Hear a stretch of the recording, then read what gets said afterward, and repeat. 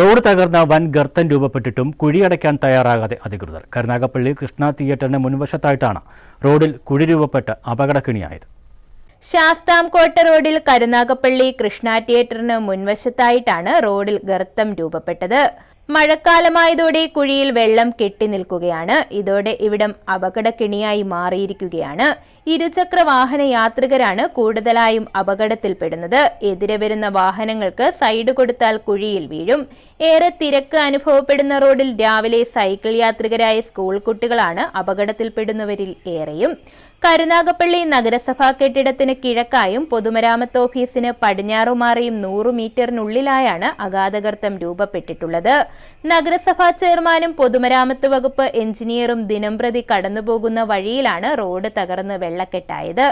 അപകടം പറ്റുമ്പോൾ മോങ്ങാനെത്തുന്ന ജനപ്രതിനിധികളും അധികൃതരും അതിനു മുന്നേ റോഡിലെ കുഴിയടയ്ക്കാൻ തയ്യാറാകണമെന്നാണ് നാട്ടുകാരുടെ ആവശ്യം. News bureau, Karunagappally.